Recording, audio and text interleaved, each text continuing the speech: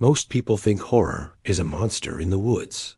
But for me, horror was a 2% difference in my grocery bill. I moved into my townhouse in late November. It was an older place, built in the late 90s, with those high vaulted ceilings and a lot of bed space in the walls. For the first 2 months, everything was perfect.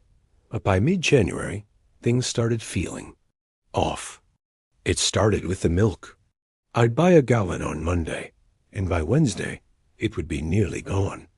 I live alone. I don't drink that much milk.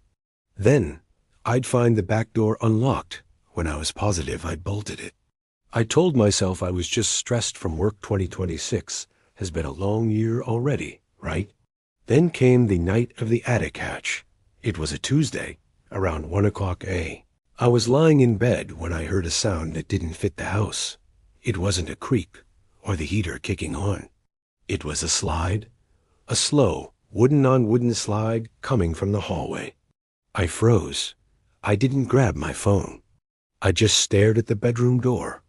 10 seconds later, I heard a thud, soft, like someone landing on their feet while wearing socks.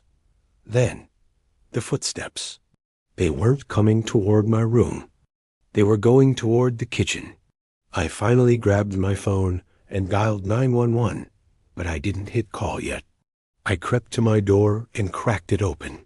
The hallway light was off, but the glow from the street lamp outside showed me something that made my blood turn to ice.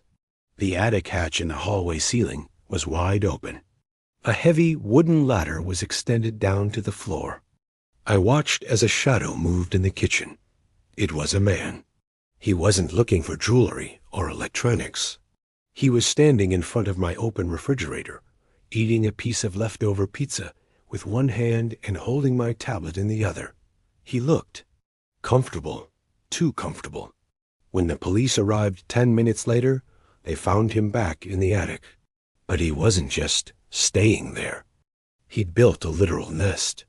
He had a sleeping bag, 3 of my missing hoodies.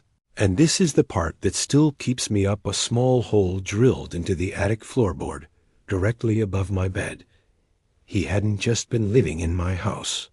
He'd been watching me sleep for 63 days.